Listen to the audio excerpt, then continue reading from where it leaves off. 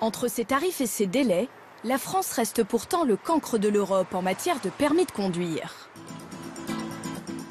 Alors, certains Français s'envolent à 1000 km de chez eux, en Espagne, pour passer leur permis.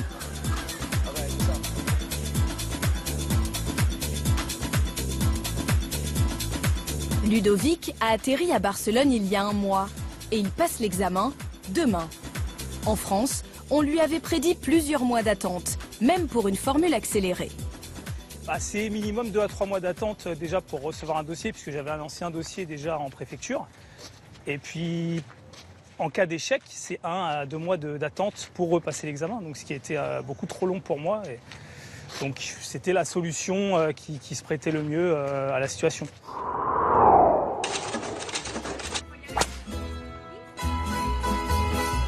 Ludovic a 30 ans et vient de banlieue parisienne. Pour passer le permis en Espagne, il faut justifier d'un hébergement. Alors, il a loué une petite chambre chez l'habitant. Hola, buenos días. Voilà, donc là on est dans l'appartement où je suis hébergé. Pour rentrer dans ses frais, il a dû faire des compromis.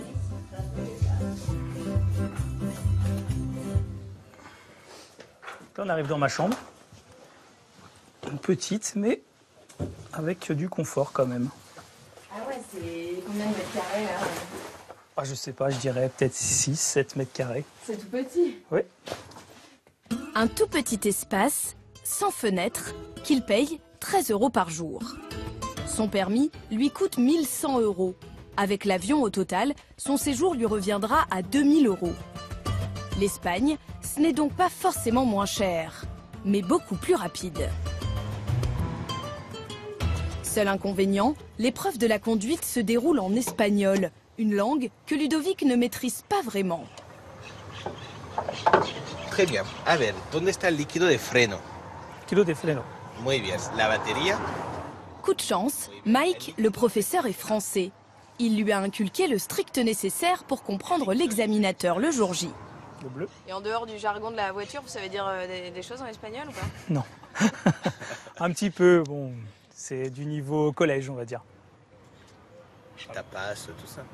Ouais, ouais. Hola, buenos días. Au moins, Tout ce qui est pour manger. pour quoi. l'examinateur, hola, buenos días. Et le plus étonnant, c'est que les Français représentent 100% de la clientèle de Mike. Allez, cuando puedas haremos el estacionamiento. Il y a 2 ans, ce prof de conduite originaire de Perpignan a monté une auto-école francophone à Barcelone. On y croise des étudiants en échange universitaire et de plus en plus des candidats venus spécialement de France pour passer leur permis. À l'entrée, surtout aux sorties du travail. Tout d'abord, facteur de risque, vitesse.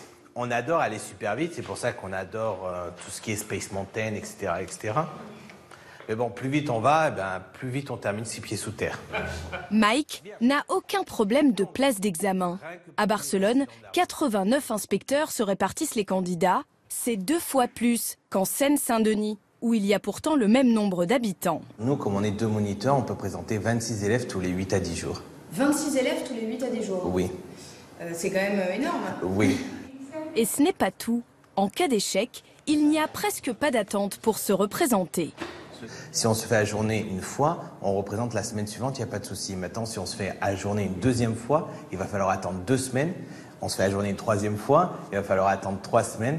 Et maximum, c'est 3 semaines d'attente entre chaque examen. Un vrai paradis du permis de conduire. Le lendemain matin, c'est le grand jour pour Ludovic et Chloé, une autre Française. Non, ouais, un peu stressé quand même, hein, c'est sûr. Au point de départ de l'examen, Mike donne ses dernières recommandations. Ok, faites attention aux piétons, parce qu'à cette heure-ci, il y aura énormément de piétons. Donc à l'approche des passages piétons, Tranquille. être tranquille. Toi, fais Nous ne attention. sommes pas autorisés à filmer l'examen. Alors en attendant, nous avons pris des nouvelles de nos autres candidats. Malvina a passé son permis à la date prévue. Elle attend le résultat. Le séjour de Sixtine a été profitable. Merci pour tout. De rien. Elle nous a envoyé une photo du résultat. Elle a enfin obtenu son permis. Quant à Ludovic et Chloé, ils viennent de terminer l'épreuve. Dans quelques minutes, ils connaîtront le verdict.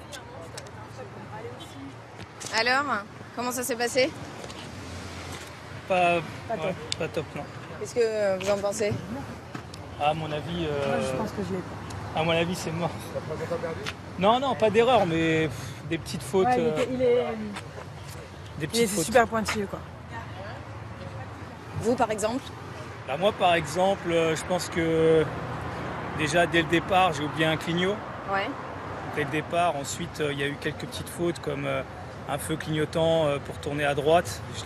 Malheureusement, je l'ai vu, mais tard. J'étais déjà à l'arrêt. Vous avez fait des remarques? Ouais, il nous a dit qu'on n'allait pas assez vite. Ouais.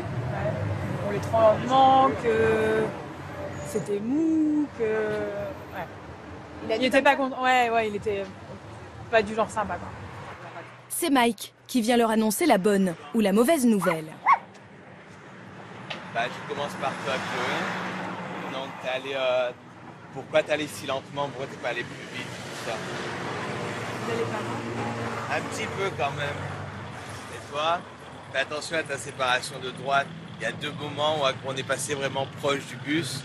Mais bon. Félicitations, tous les deux vous l'avez eu. Félicitations. Un peu inespéré. Oh, truc de ouf là, c'est trop bien.